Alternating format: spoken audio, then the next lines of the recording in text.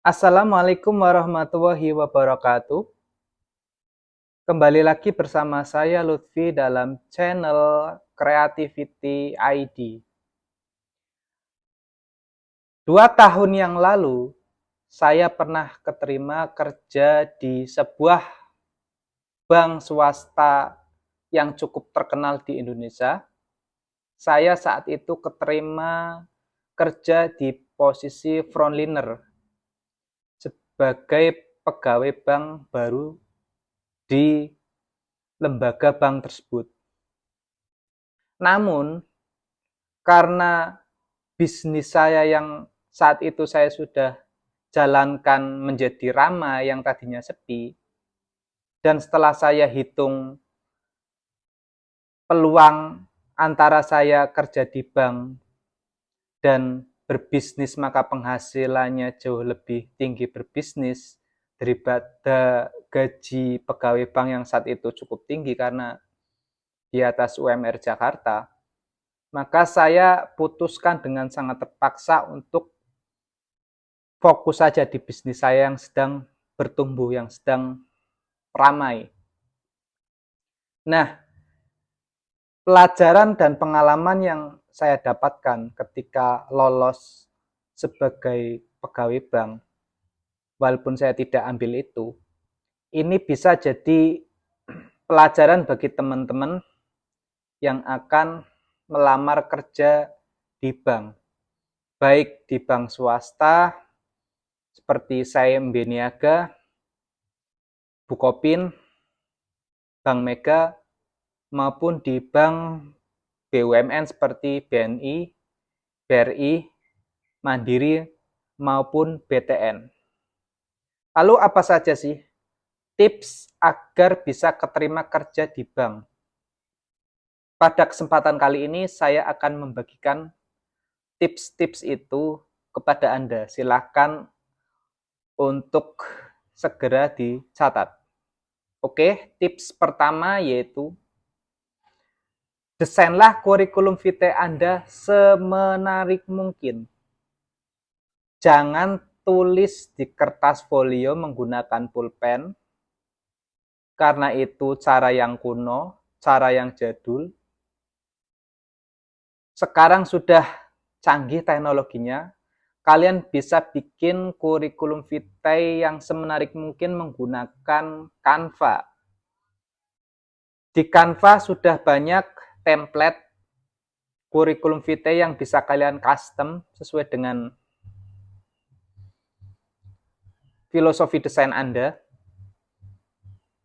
Di kurikulum vitae memuat berbagai informasi pribadi dan informasi kehidupan Anda, baik riwayat sekolah, riwayat kuliah, riwayat keikutsertaan dalam seminar, maupun riwayat ketika Anda berorganisasi di masa-masa studi dulu, di kuliah dulu. Jika Anda sebelumnya telah berpengalaman kerja di bidang keuangan maupun perbankan, menjadi nilai plus ketika Anda mencantumkannya di kurikulum vitae.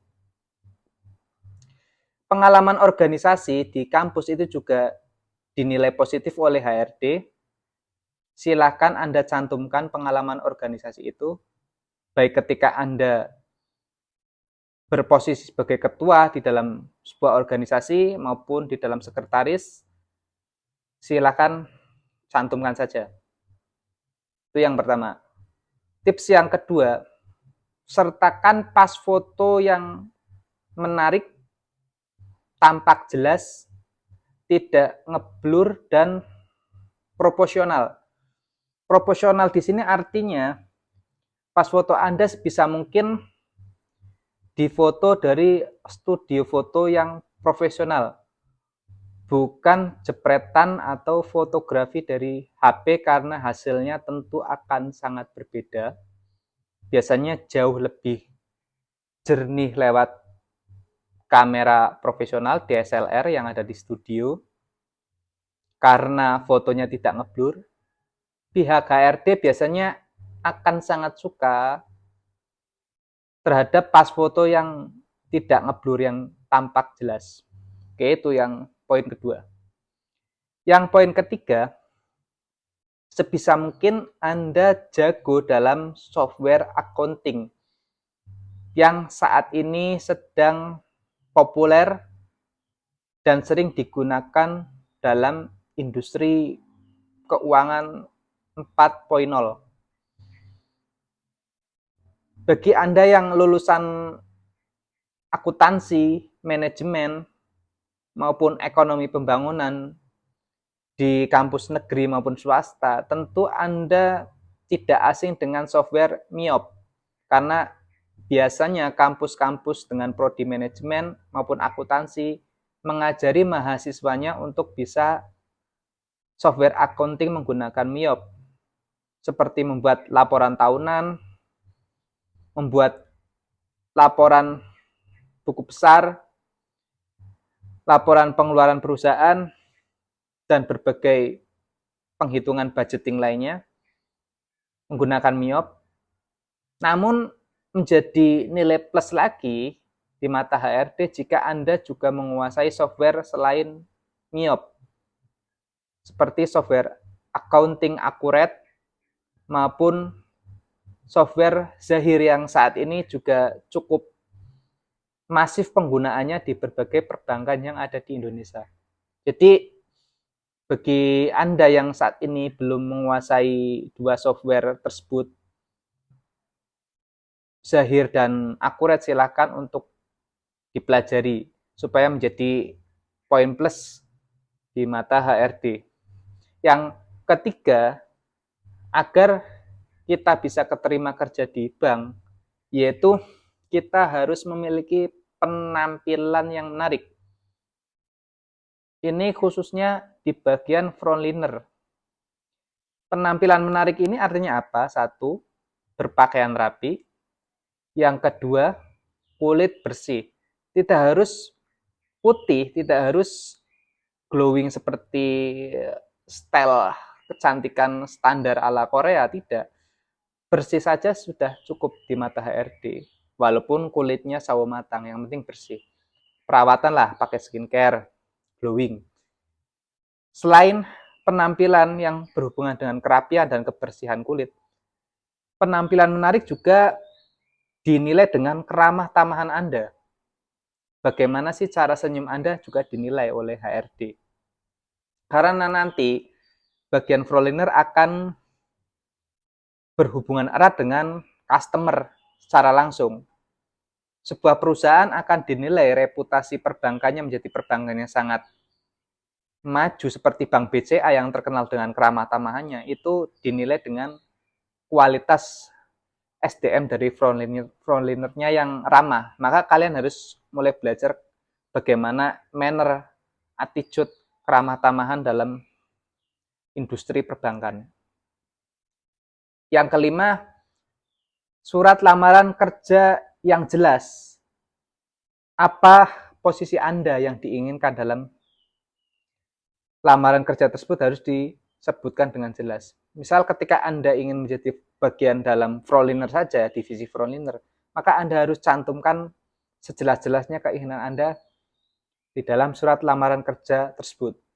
Jangan menggunakan kalimat lamaran kerja yang pleonasme, pemborosan kata. Itu sangat tidak direkomendasikan. Anda harus menghindari ketidakefektifan dalam membuat surat lamaran kerja. Menggunakan kalimat yang singkat saja, yang to the point, yang jelas. Itu yang keempat. Tips yang kelima, agar Anda bisa lolos kerja di bank, yaitu Anda harus melampirkan tes kesehatan dari puskesmas, dari dokter maupun dari rumah sakit. Ini penting karena banyak sekali calon pelamar kerja yang lupa menyertakan surat keterangan sehat. Dan selanjutnya juga surat berkelakuan baik dari kepolisian, ini juga sangat penting. Itu yang keenam. Yang ketujuh, menjadi poin plus di mata HRD, yaitu kecepatan dalam mengetik. Komputer, laptop, itu kalian sebisa mungkin harus cepat. Kalau bisa, kecepatan mengetiknya yaitu 60 kata per menit, atau biasa dalam perkantoran disebut dengan satuan WPM, word per menit. Artinya dalam 1 menit Anda sebisa mungkin bisa mengetik dengan 10 jari mencapai 60 kata per menit. Ketika Anda mengetik dengan kecepatan secepat itu, 60 kata dalam 1 menit, maka Anda mendapatkan nilai plus di mata HRD. Banyak sekali para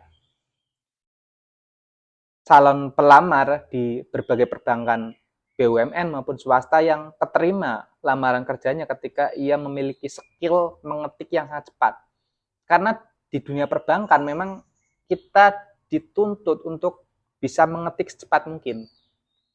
Karena banyaknya customer yang sudah mengantri, membuat input data harus kita lakukan secepat mungkin.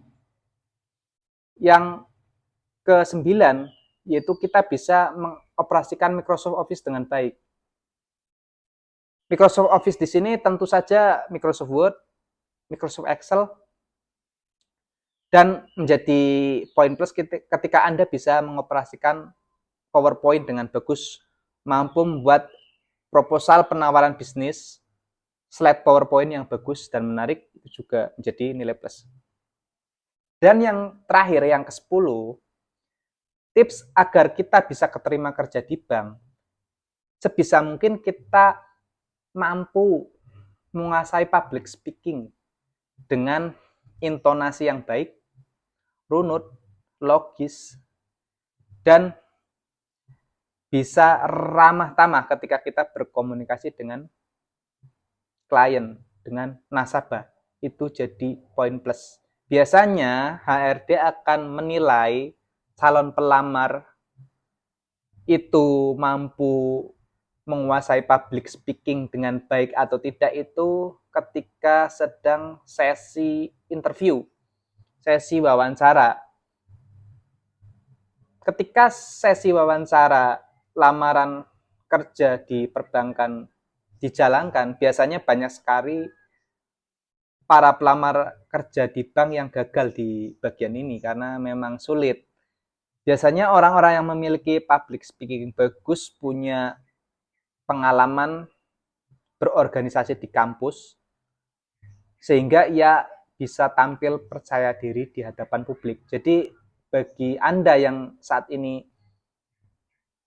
sekiranya belum memiliki public speaking yang bagus, silakan untuk berlatih dengan mengikuti berbagai organisasi kemasyarakatan lah yang ada di sekitar kita, karena kita sudah lulus. Banyak sekali saya kira ya organisasi kemasyarakatan, saya tidak sebutkan, Anda sudah tahu sendiri. Nah, itulah beberapa tips agar kita bisa keterima kerja di bank sesuai dengan pengalaman saya dulu yang bisa Anda praktekkan, saya kira ya. Terima kasih, itu saja pembahasan saya kali ini. Kurang lebihnya mohon maaf. Wassalamualaikum warahmatullahi wabarakatuh.